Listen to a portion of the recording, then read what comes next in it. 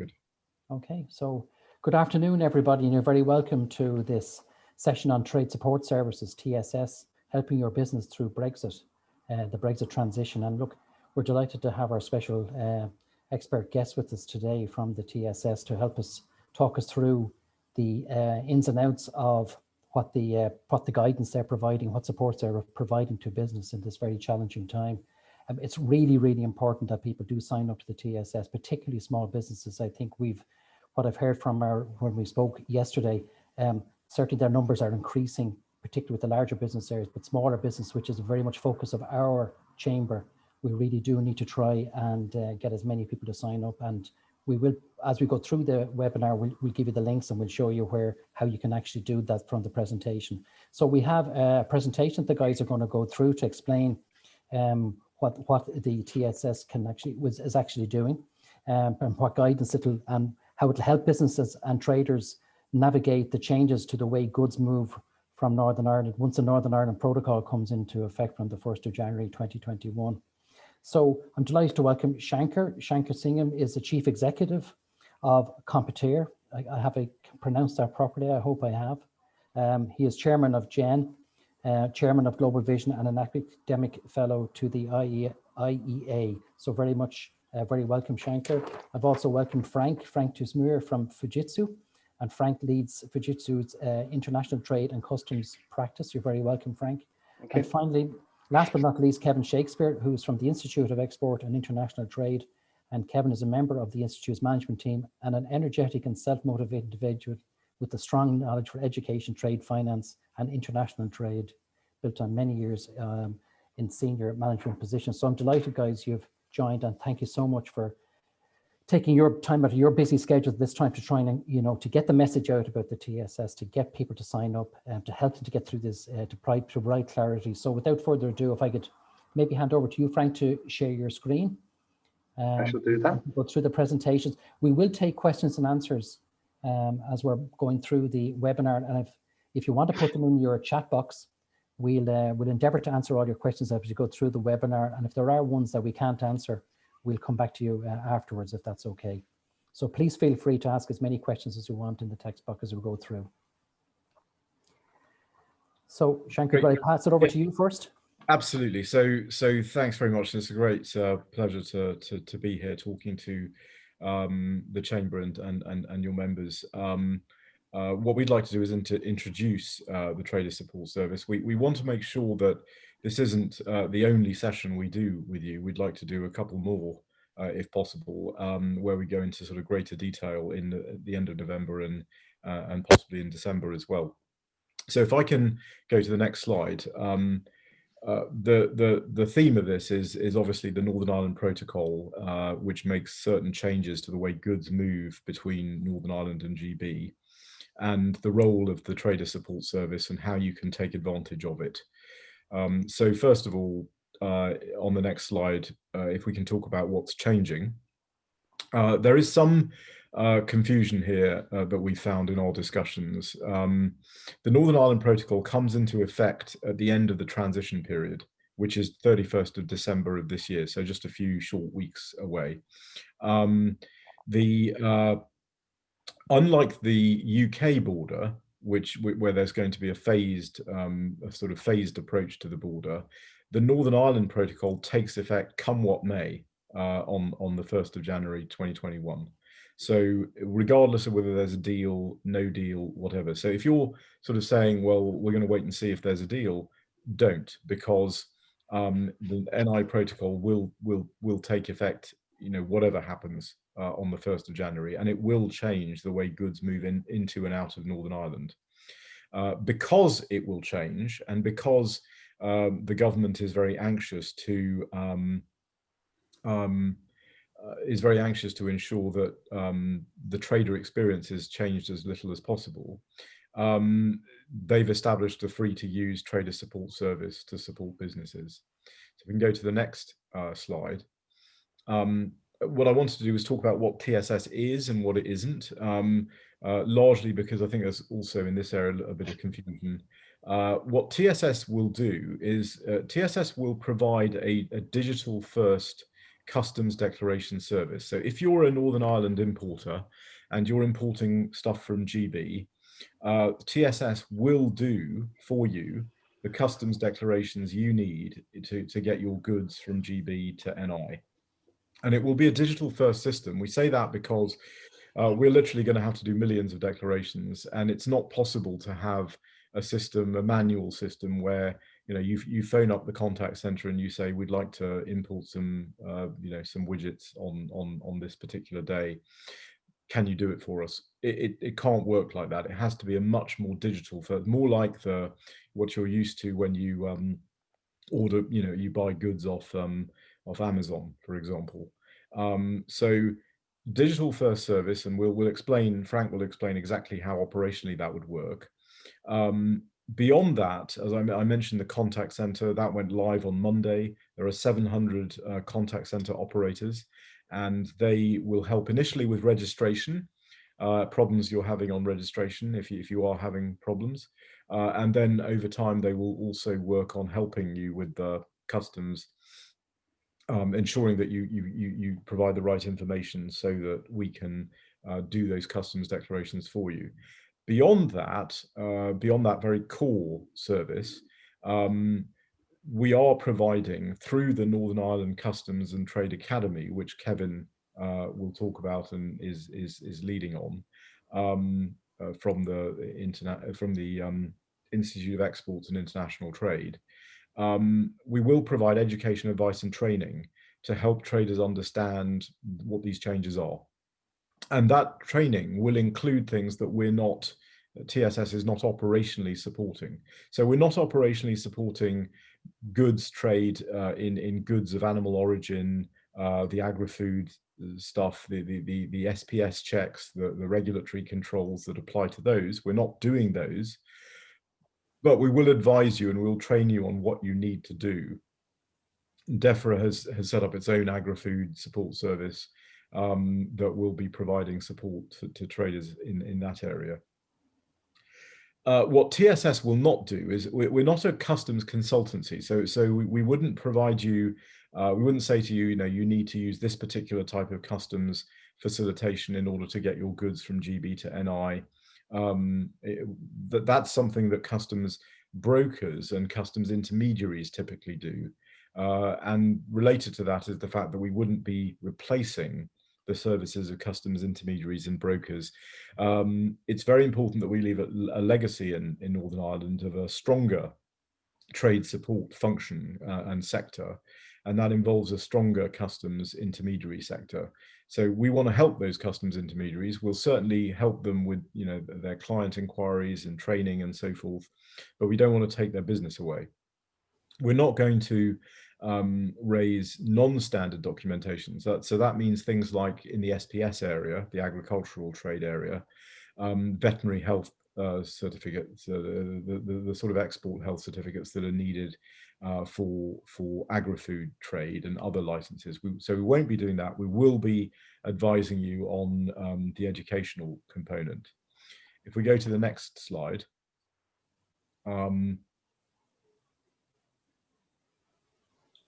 So what is actually changing? If we go forward again, we've looked at 5 different sort of key trader journeys, and it'll help you sort of understand what's changing and then how you can interact with those changes. So there will be changes Great Britain to Northern Ireland.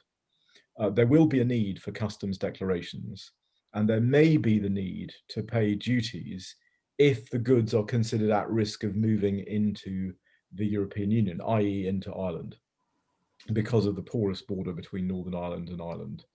Now, partly precisely what that duty is depends on whether there is a trade agreement or not a trade agreement. But even if there is a trade agreement, because of what's called rules of origin for goods, there may still be a duty that would have to be paid in certain cases. So the important point to take away here is that there will be a need for declarations, and therefore there will be a need to register on TSS at tradersupportservice.co.uk, and we'll give you that link repeatedly in the course of this, and we'll send this to you as well. But tradersupportservice.co.uk, really important to register so that we have visibility over you. Because if we don't have visibility over you, then we won't know, we won't be able to get information from you in order to do those customs declarations. So it is absolutely critical to your ability to move goods from GB to NI in the future that you are registered on TSS. Northern Ireland to Great Britain, this is the unfettered access part of the Northern Ireland Protocol.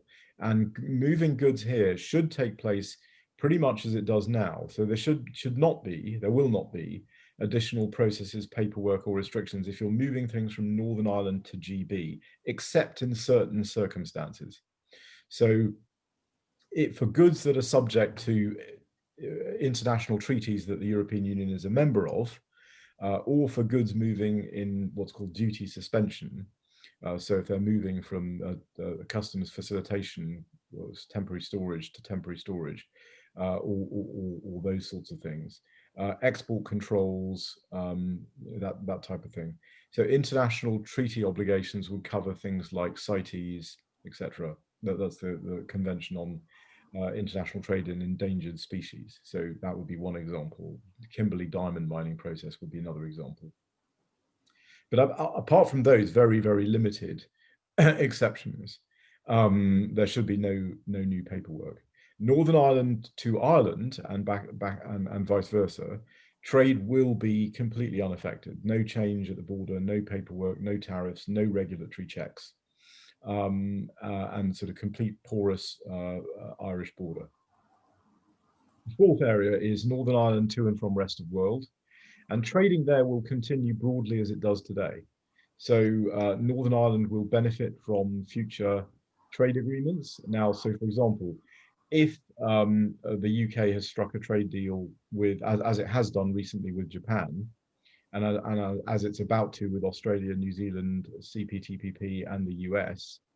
CPTPP is the Trans-Pacific Partnership. If those deals are better, give better access for Northern Ireland exporters into those countries, Northern Ireland exporters will benefit from those agreements. Now, with respect to trade coming from rest of world into Northern Ireland, there are two tariff regimes that would be applicable. One is the UK global tariff, which is the new UK tariff schedule, and that will apply to imports unless they are considered at risk of moving to the EU, in which case the common external tariff of the EU will apply. This is important because those two tariff schedules are not the same. So that is something that importers who are importing from the rest of the world, i.e. not GB, not EU, will need to think about. Transit. Now, we understand that there are a lot of traders who bring goods into Northern Ireland from GB who use the Holyhead Dublin channel. This will change on January the 1st, 2021. Right now, you don't need to do anything in particular. In the future, from January 1, 2021, you will need to use transit, which is a special customs process. And transit will require special procedures that you need to follow. So one thing you may want to think about, and I'll talk about them in more detail, but one thing you may want to think about now is whether that logistics route makes sense to you, and whether in fact it might be easier to transit to use Liverpool Belfast as opposed to Holyhead Dublin, because Dublin obviously is in a different customs territory to Northern Ireland. We go to the next slide. So if I go through each of these journeys in a bit more detail, GB to NI, where there's the biggest change, import declarations required, and what you'll need to do there is the carriers, the hauliers, the freight forwarders, etc., will need to raise safety and security declarations, the so-called ENS declaration. We would raise those declarations on behalf of the carrier, and our system is designed to use that as a trigger for the raising of the simplified frontier declaration for the individual traders who are on that truck. So So that's basically what you need to do in terms of the frontier, and then we'd follow that with a supplementary declaration once the goods are landed in Northern Ireland. The tariffs may need to be paid on goods which are deemed at risk. I know we've had a lot of questions in all of our discussions where traders have said, understandably, this not at risk, how do I prove that my goods are not at risk so I don't have to pay duties, I don't have to worry about all of those things. It is, unfortunately, some of these things are subject to ongoing negotiations between the UK and the EU. And therefore, I can't give you the absolute clarity of exactly what it is. But what I will try to do is to be as helpful as possible on the sorts of things that will likely be considered in those at-risk, not at-risk movements. So tariffs may need to be paid. If they do have to be paid, then there will be a mechanism for you to prove that your goods didn't move into Ireland, and therefore you can get a rebate on that tariff to the extent that one is applicable, because because you would not have needed to pay the tariff for a completely internal customs territory, UK customs territory movement. Food and agricultural products, SPS checks, because under the protocol, Northern Ireland is part of a single regulatory zone for SPS and for certain European regulations, technical regulations, such as labeling, such as the CE mark, for example. Those will be different, and therefore there will need to be SPS checks between, on these GB to Northern Ireland goods movements. So we go to the second trader journey. Northern Ireland to GB benefits from the unfettered access. So no additional paperwork, no restrictions, except for those very limited areas I talked about before. The question we've had is, well, how do I know that my good will benefit from unfettered access? And the current rule is that as long as it's a qualifying Northern Ireland good, it will benefit from these provisions. And so and the way that's going to be interpreted, at least from day one, is that as long as those goods are as long as those goods are in free circulation in Northern Ireland, then they would be covered. Now, the UK government will additionally have some anti-avoidance measures to make sure that other people aren't taking advantage of the unfettered access provisions, i.e. other people in Ireland or in the EU 26, who could then get their goods into Ireland and then into Northern Ireland through the porous border. So there will be some provisions on that, but that's how goods are going to move from Northern Ireland to GB. If I look at the third journey, between Northern Ireland and Ireland, very straightforward, no changes at all, completely porous Irish border, no paperwork, no tariffs, no regulatory checks. The only question that's been raised with us is, do I need to have a European compliant label on my products? Do I need to satisfy the European rules on CE marking, for example? And yes, the answer is you'd have to do that anyway in Northern Ireland.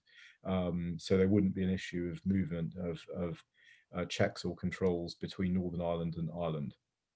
And then if we go to the fourth journey, so if you're dealing with trade between non-EU countries, rest of world, and Northern Ireland, you benefit from the UK trade agreements. You may have to pay the common external tariff for goods at risk. And again, if you can then prove that they didn't go into Ireland, there would be a rebate mechanism. For goods that are not at risk, you would simply pay the UK global tariff. And that obviously begs the question of what is not at risk and what is at risk. And again, that is subject to a negotiation in the Joint Committee, so I can't give clarity on that. But what I can say about that is the more evidence that you have that your particular goods movements are not going to go into Ireland, the better off you will be in satisfying whatever not at risk criteria the Joint Committee ultimately agrees. If we go on to the fifth trader journey, this is the transit process. Now, what you need to know about transit, so this would apply if you're moving goods GB to Northern Ireland via Holyhead, Dublin, if the truck is going on the Holyhead, Dublin ferry. You will need to use transit for this because you're transiting through a European member state, and you're therefore leaving the UK customs territory for a period. Transit is designed to avoid the need for customs processes. It does not avoid the SPS checks. You would still need to do those at the port of first entry in Dublin or another authorized facility. But it would continue to operate in the way that transit operates. It's subject to a transit convention. And that transit convention means that you need to have a transit guarantee. You need to provide a transit guarantee, and you need to provide. There needs to be an authorized consignor, an authorized consignee, and it needs to be closed or discharged at authorized locations in Northern Ireland. So you may feel, and it would be totally understandable if you felt that this was a huge disruption, and it's actually logistically a lot better to reroute those goods through Liverpool, Belfast, or routes that are completely within the UK customs territory. And there's a lot of training that the UK Customs and Trade Academy is providing right now on these kinds of issues. So I'd encourage you to register on the tradersupportservice.co.uk website so that you can take advantage of that training. There are some movements that are transit movements from the rest of Europe, continental Europe, into the island of Ireland via the GB land bridge. And for those, because TSS does not have authorizations for all of those routes, we wouldn't actually support those in terms of operational support, but we will train you on that, and we will explain how that works. So if we go to the next slide. Now this is a very important one, because if you are a trucking company, or if you are a trader, you may think that because you're doing something entirely GB/NI, that you don't need to worry about any of these provisions. And this slide sort of explains why that's not true. So if you are, for example, a construction company in Derry, Londonderry, and you're buying tools from your supplier based in Cardiff, that will be a movement that requires a customs declaration. Similarly, if you're a bar or a restaurant, and you're receiving products from GB, you're going to have to register on TSS, and you're going to have us do customs declarations for you, or you're going to have to find some other way of doing customs declarations through a customs broker or an intermediary. But you will have to do those things from January 1, 2021. You might be a customer of or you might have a computer chain, a store that's part of a bigger computer chain. You might be a franchisee, for example, that's UK wide. You will need to think about the how the goods are moving from GB into NI. You'll need to register. Hauliers and freight forwarders are incredibly important, not only for the way we're going to run this, but also because these are the trucks that are going across the different ro-ro routes.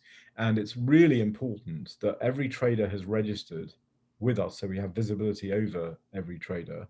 Because if there's one consignment on a truck that doesn't satisfy the requirement for simplified frontier declarations, or if necessary, full frontier declarations, and it's sitting on a truck, the truck will not be able to get the so-called electronic envelope it needs with all the customs declarations in there, so that it can get the goods movement reference number it needs in order to move through the port terminal.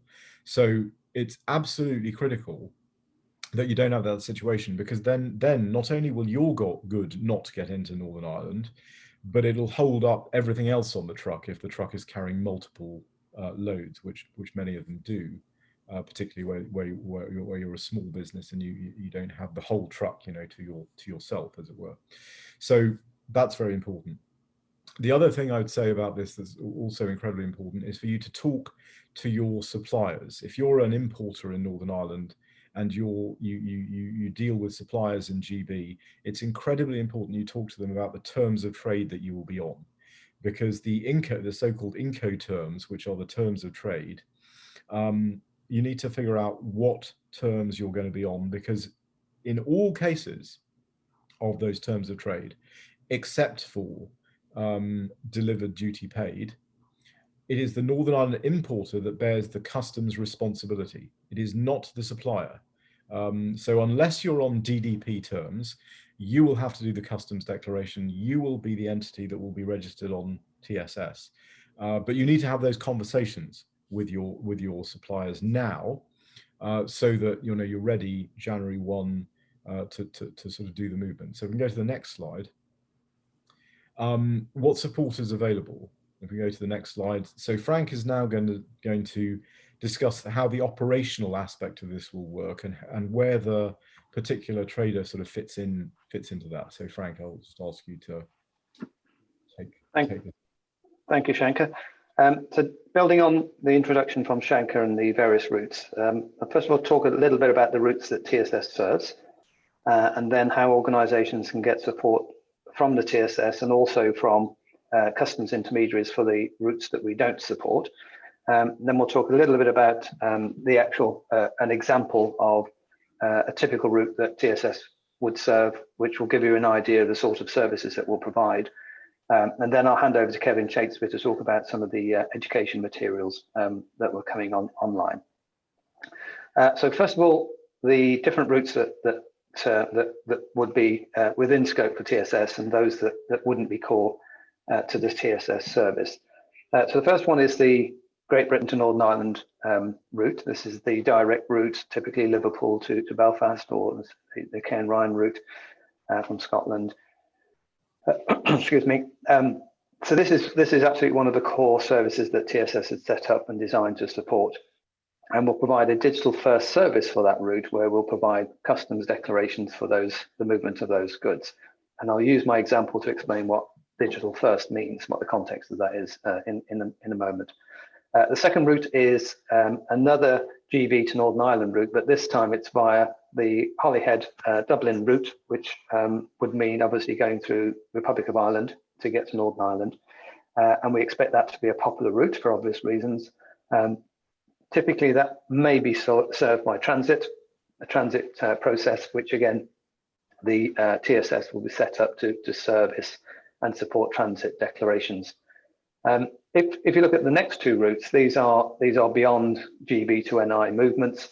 So the first one being transit other routes. So for example, a bike supplier moving goods from China into Great Britain or into Northern Ireland direct. Now, the TSS wouldn't support the extended route or the extended part of that journey, so from China to Great Britain, and that's really mainly because the TSS doesn't have the authorizations and the offices in those different customs regions beyond GB and NI. So if those goods are transited from rest of world or further afield in the EU into Northern Ireland directly, then the TSS wouldn't support that as a core route, but we could support the GB to NI stage if that whole journey is broken into two stages.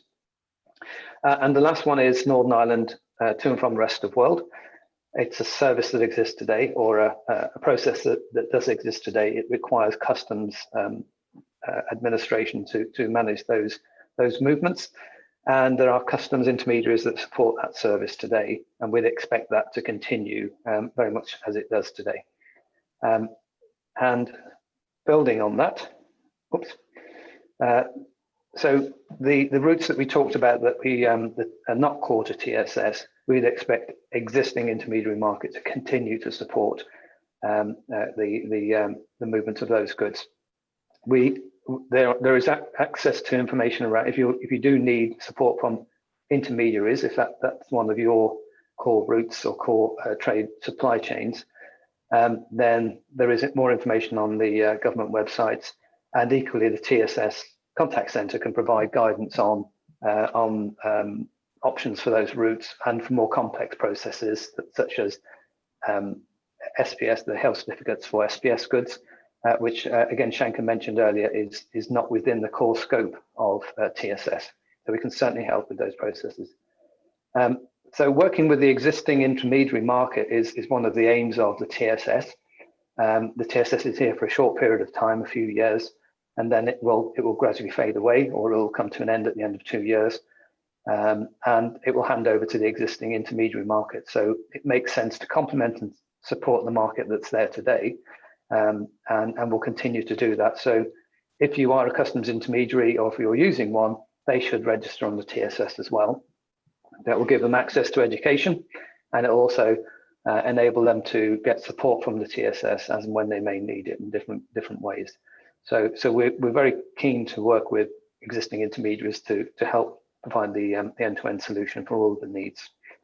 We've already covered the core offerings of the TSS, being education, creating declarations, and then working in tandem with the existing intermediaries. So let me bring it to life with an example.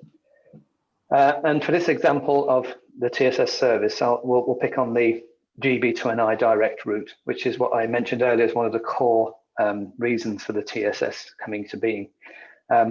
So a digital first service, what does that mean? Shanker mentioned Amazon. Another way of thinking of it is the self-assessment for your tax submission. I hate to bring that up. At the end of year tax submission, you might want to do that yourself through the digital portal that the government provides. So you can do the entire thing yourself, free of charge, using a digital front end on the web. So that is an example of a great digital service, and it works extremely well. If your tax submissions are more complicated, or you want support and help, you go to an accountant, and they provide a more comprehensive service for you. And obviously, smaller organizations, etc., they provide other value-add services for you. In a similar fashion, customs intermediaries would be like the accountant or tax advisor. So if we look at this scenario, goods going from GB2NI direct, what we want to avoid is a deluge of calls into a contact center. So the way that the supply chain typically works is not a trader in Northern Ireland asking or buying some goods from, let's say, a trader in a supplier in Northampton. They buy 2 boxes of table legs. They then don't or shouldn't be phoning up the contact center and saying, can I have some declarations for these products I've just bought? Then handing those declarations over to the supplier, who then hands them over to the carrier, who then creates their bit of work and then brings them over to Northern Ireland. That's not typically how supply chains work with customs administration requirements. So the model that we've got here is once the trader, the buyer has purchased the goods from, let's say, the supplier in Northampton, they'll arrange the transport, and it's at that point that we start to engage with the TSS. So that's typically our trigger point. And it will be the carrier, the haulier, that will contact the TSS to ask us to raise the safety and security declaration. And that's the one of the declarations that's needed to enable the vehicle to go from Great Britain into Northern Ireland. So they'll need a safety and security declaration. It's really minor details around the nature of the goods that they're carrying, but we'll also need to know who they're carrying the goods for, where are they going to. So we'll need the IORI number of the goods that they're going to. Once we've created that for the haulier, we can then create a simplified frontier declaration for that vehicle, for that shipment. Where possible, we consolidate that down to one simplified frontier declaration for that shipment. Not always possible, and so there may be 2, 3, or even more, but where possible, we'll consolidate that down. So with those 2 items provided by the TSS free of charge, that vehicle can now go to the port and carry on into Northern Ireland. So that's an import process. There are no export requirements in that process. We haven't covered GVMS, which we might cover in questions later, but the TSS won't be updating the GVMS system on behalf of the haulier, so that's a separate process that'll happen. Once the goods have arrived in Northern Ireland, the next stage is to close out those simplified declarations, and that means sending raising a supplementary declaration for the goods that have arrived. So for those table legs that have been purchased, we'll need details from the buyer, the consignee, on the nature of those goods, what commodity codes they are, the total value of the goods and the transport, etc. So we'll need some more details. We'll ask for those details, and once they're provided, we can close out that supplementary declaration and finish the process for them. So from a trader's perspective, it's a minimal administration in the sense that they will have to provide some data on the goods that they've received. This does depend on the nature of the Incoterms used, and it does depend on a number of other factors as to the exact detail of how this process could vary at certain points, but hopefully that gives you a flavour of one of the core journeys that we would support. In the next round of presentations and also in our education process, we'll give a lot more detail on exactly what's needed in terms of data and information at various points in how this process works in more detail. It's an awful lot to digest in the first meeting, so we wanted to give you a flavour of the process rather than going over the detail in too much content. So what do we do now? So the important thing is please register for the service, tradersupportservice.co.uk. Excuse me. And we would encourage you to contact your supply chain, so your carriers, your hauliers, your suppliers, and other organisations you're trading with, to encourage them to register. If they don't register, we can't help them, and we can't provide those customs processes for them. And that may affect your supply chain if depending on the nature of the terms that are used. That gives you access to training courses. They are up and running already, and there are more on the way. So we're gradually phasing those in. Kevin will talk a bit more about those in a moment. And the EORI number is another important point. You do need an XI EORI number if you're trading with GB going forward, and registering on the TSS will auto enroll you for an XI EORI number, which I believe gets completed on the 23rd of November. So please register before then. There's a little bit more detail about what the EORI number is. In the interest of time, I won't go through that, but we'll share this presentation so you can read the context of it. And there's an excellent overview on the government website that's linked at the bottom there as well. So do remember about the XI EORI number. And finally, on my bit before I hand over to Kevin, a little bit about the phasing that we're doing here. You can see an incredibly short time scales to get the TSS up and running. We've achieved our objectives in October, which was to get the first portal up, get the awareness out, and get the initial training up and out, Customs 101. We're in November, and we've launched our contact center, so that's up and running. We're gradually ramping that up in terms of full capacity over the next month. And we are on the second version of the registration portal, which is more detailed, allows you to start putting in your data, your corporate data, so that we can start supporting you as part of the process. And there will be more drops of more detailed training through the course of November, which Kevin will talk about in a moment. We're also starting weekly bulletins, which will give you updates on not just the TSS, but general developments in both the negotiations and the policies that are still outstanding. And as we head into December, the contact center becomes fully functional in terms of fully staffed up, final drops of training, and the service itself goes live towards the end of December, in the third quarter of December. Some organizations have said that's awfully late in order to get ready. But in reality, the readiness starts now. So the education and the registration process helps you prepare your business for the launch in December. We don't need declarations to be made until January. So between now and the end of the year, it's a question of being prepared, finding out the information that's required in order for you to be able to submit these declarations or to support your supply chain, so that by the time the portal goes live in December, you're ready to provide that information with the right context within your supply chain. And I'll hand over to Kevin for the last part on the education bit. Thank you, Frank. Good afternoon, everybody. It's a pleasure to be able to present, and thank you very much for joining today. I'm just going to go through the Northern Ireland Customs and Trade Academy, NICTA. So in October, the site was established, the Academy, and we have an Introduction to Customs, Introduction to Trader Support Service on the site. And I think it is important for all types of businesses, whatever the size you are, to very much listen and look at the how-to guides that have been produced as part of that.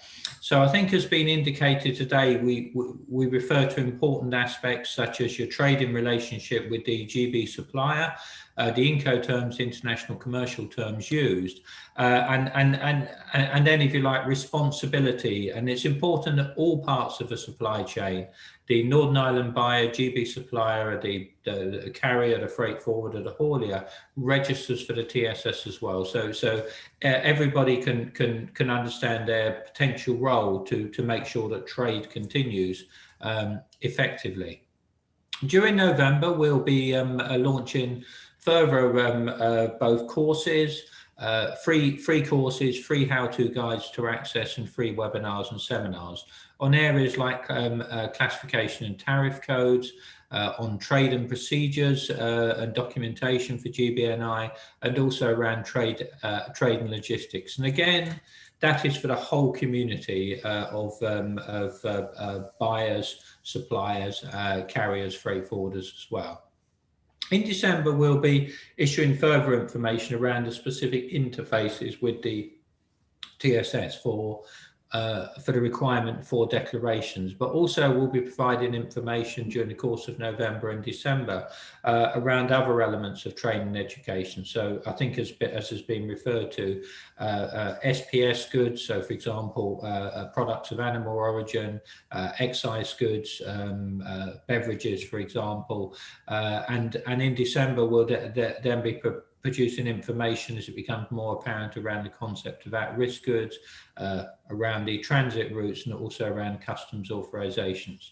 So it is both a gradual rollout, but equally it's important to note that there's a lot of information already there, and please take the opportunity to look at that as well as the further information, but also to try and make sure the whole supply chain is engaged, so your GB supplier is registered, so they can understand their role in this as well. Thank you very much. Brilliant, Kevin. Thanks a million for that. Just a couple of things there. I was just going to think of myself. The 700 contact operators, are they up and running at this stage, or is that an ongoing process at the minute? It's a phased implementation. You can't. So we're recruiting, recruiting, and building.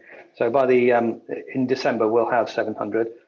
We're on target for that. So we're into I think it's the low hundreds at the minute, isn't it, Kevin? I don't have the latest numbers, but the sheer kind of logistics of it is impossible to just bring 700 people immediately on board in one go. So you've got to phase it, make sure the equipment's there, training, advisory, etc. So and Frank, you may have mentioned on another call there some of those jobs you reckon will be in the city here. The vast majority will, yes. So the focus of recruitment is in the Northern Ireland region, yeah. And it is fair to say, as Frank says, that there has been a good deal of recruitment today and a good deal of training of those contact centre agents and professionals as well. Yeah, and just to clarify, Frank, that was in Derry, was it? You were thinking about in terms of the portion of the 700. Was there any plan for some of the? It's a virtual contact centre because of the COVID situation, I'm afraid. But it's the recruitment focus is across Northern Ireland region. So absolutely, yeah, includes Derry. Yeah. Okay, and Shanker, you mentioned about 2 years. Maybe you mentioned it, and then after that, then what happens after that? Then it goes back to the intermediaries, but just in terms of now, it's a free service really for traders now at the minute. What happens after the 2 years is up? Well, so that's a very good question. So what's going to happen is that we are thinking about our exit strategy from the market now. So unlike an ordinary business, we're sort of thinking through that issue in terms of ensuring that there's a intermediary market in Northern Ireland that is functional and effective and able to support Northern Ireland businesses.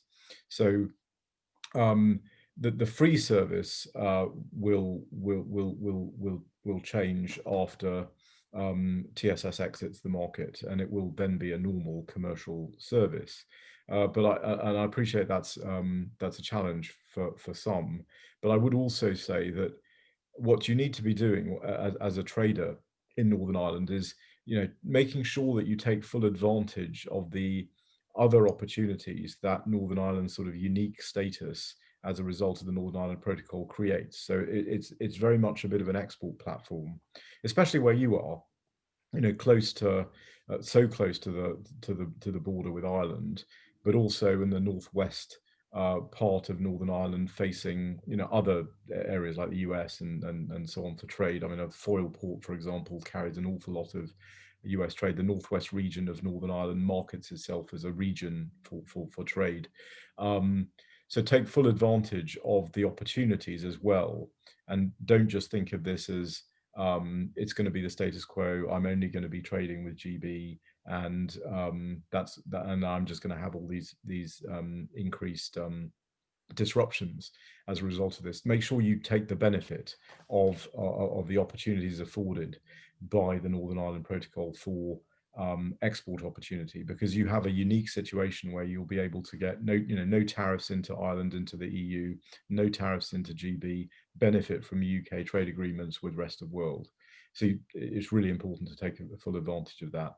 But there will be a gradual, phased rollout of what we're doing. Difficult to tell now. We're worrying about January 1, 2021, not January 1, 2023, but difficult to tell now how that will exactly work. But certainly the goal is to make sure that the intermediary sector and the customs broking sector in Northern Ireland is really able to support trade in Northern Ireland, and that's a growth market. That sector will be a growth market for jobs, going forward. So, that's another aspect that needs to be sort of considered. So I think one of the key messages, obviously, and you've been sending it there in the messaging as well, is that register with the TSS. Go to tradersupportservices.co.uk, get your training courses, because you can't start soon enough really to get prepared. Apply for a URA number. You have an auto enrollment, so try and do it definitely before the 23rd of November is the message I'm getting as well. Yeah, please definitely register before the 23rd of November. As I say, you need an XI prefix to your ORI number in order to do the customs declarations in Northern Ireland. It's an auto enrollment, easy process if you're registered. If you're not registered, it's going to be a manual process, and we all know what manual processes look like. So please definitely take advantage of the auto enrollment. And the only other thing I would say on the registrations is, there are lots of traders who are registering. We've got about 4,000 traders who are already registered. Since we did the slide, in fact, it's gone up to 4,000. So don't get left behind. Don't miss the boat here. It's really, really important that you register, because once you've done that, you're going to get a lot of information automatically from us, and you're going to have this sort of automatic way, the portal, so that you can upload your data to us, so that we can do the customs declarations. We can do none of that, and we can do no training if you're not registered. And the other key message too is that all parts of the supply chain need to register with TSS. Yes, absolutely. And Please. And it impacts on elements that I didn't really think of. It applies to anything coming in from GB into NI. You may not be thinking, check out your supply chains, talk to your suppliers, check what Incoterms you're on, and make sure that your importer is registered with the TSS. I mean, and that message comes much stronger from organizations themselves. We have contacted thousands of organizations, but an email from an unknown organization like us, as it were, isn't as strong and as impactful as you phoning your own suppliers and making sure that they are registered. So it's just in terms of alternative routes. I know there was some discussion about and I don't know this from a Republic of Ireland perspective now, into France from Rosslare to France. Have you any involvement in that particular, or any discussions? You're not involved in those discussions at all. You mentioned about the Dún Laoghaire Dublin one, all right. and or sorry, the Dublin Holyhead one, and to look at maybe possibly looking at Liverpool Belfast as being an alternative, really. Yeah, I mean, I would say with respect to that, if, especially for a small trader, I mean, if you happen to use Holyhead Dublin because your truck company that you hire happens to use that route, because right now there's no difference. You know, in fact, it's a purely logistic difference, and it may be better for you to do it that way.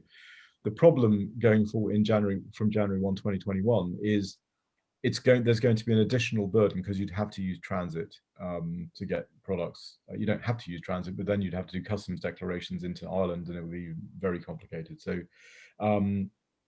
it may be for those reasons that it actually makes more sense to think about your logistics, think about whether it actually is better for you to use Liverpool Belfast. We talked to a lot of traders who said to us, you know, actually it makes no difference to us whether we use Liverpool Belfast or Holyhead Dublin. So if there's going to have to be transit with Holyhead Dublin, why not just use Liverpool Belfast? Okay. So make sure you think that through as well. And the other message came across was there could be one consignment in a complete truck that could hold the whole truck. If it doesn't have the appropriate declarations, so it's really critical, and they'd be stopped at port. I guess they won't go any further than that. It won't be. The truck will not go through will not be accepted even into the terminal. So it is really, really important that everyone gets on this gets registered, gets on this program, so that nobody unwittingly stops their own goods from traveling, but also stops lots of other people as well. And Checker, just in terms, you mentioned about 4,000 have registered already. Do you have a target number that you're trying to get to? Is there what's the target number of people that you have set yourselves as an objective to get on board before the end of the year? Well, I mean, that's a good question. I mean, one of the problems in terms of statistics is that obviously NIGB trade has not, there's been no real reason to have any statistics on this because it's not a border. And it won't be a border in the future. It's a boundary, but for that reason, there's not a great deal of visibility about the exact numbers. But I would think if you include the whole of the supply chain, including the GB traders and everyone else, you could be talking about as many as, potentially 18, 20,000 or wow. More. Okay. So we really need to step up the registrations. I know that people have other things that they are worried about, like COVID, yes, like lockdowns and all these other things. But this is not going away. I mean, I think that's our point. There's no way this is going to be delayed. It's going to happen. And so don't think it's going to be delayed. Don't say that, I've got to worry about all these things. I need to focus my attention on these things. I totally understand the difficult position that everyone's in, but you need to attend to this as well. And I don't know if you're a betting man now, but in terms of the tunnel and the EU, UK, and the guys going in, do you think they're going to come out with a deal? And do you think in terms of at-risk products, how large that's going to be? Is it going to be very cumbersome, do you think? Or what's your feeling on the where we're at the moment? So I would say that first of all, I think a deal is still more likely than not, but it is very possible that they will use that the two sides, the EU and the UK, will use the time that is available. So we've heard a lot about, well, it has to be in November, it has to be on such and such a day for the ratification processes. Actually, I think that's, if there's a political deal by December 31st, a way will be found to ensure it's ratified and to ensure things go forward. No one's going to say, well, it's good that you got a deal, but sadly you're out of time. So so I think that increases the likelihood. But what it does do is it does increase the uncertainty that traders are going to have to deal with between now and the end of the year, and that's very unfortunate, but it's unavoidable. And it is a negotiation. It is a high stakes thing. So the UK does not want to be in a position where they're a sort of demandeur to the EU and sort of pleading for things. So it does mean that it's going to be a challenging environment between now and the end of the year.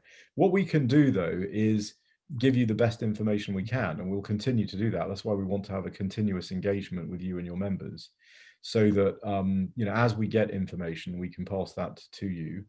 And and also, as I say, with respect to at risk and not at risk, the critical thing is going to be, what is the evidence you have to prove that your movement is not at risk? Yeah. And you can almost think of this like an audit. If somebody were to audit you and say, prove to me that this particular product didn't go into Ireland, how would you do that? There are lots of ways of doing it. There are inventory management systems. There are, you get, which is a glorified way of saying gathering all your invoices and seeing where your products are going. Any history that you can apply. There are lots of other things that you can do as well, but you need to be thinking about that. And do you think trusted traders or something could be part of that solution? No, absolutely. I mean, if you are in that category, now I should preface this by saying that it's not easy to get into the trusted trader category. So if you want to be AEO in the UK, there's quite a lot of hoops you have to jump through in terms of your organisation, your human resource department. I mean, all kinds of different things, and it's proved to be quite difficult to get AEO status in the UK. We hope that's going to change in the future. It's going to become a little bit easier and more facilitated. But certainly, if you have AEO status, then you will be in a much better position with regard to this sort of thing. Brilliant. Look, that's been a fantastic session. I think the only thing we do know for certain, the 1st of January is coming.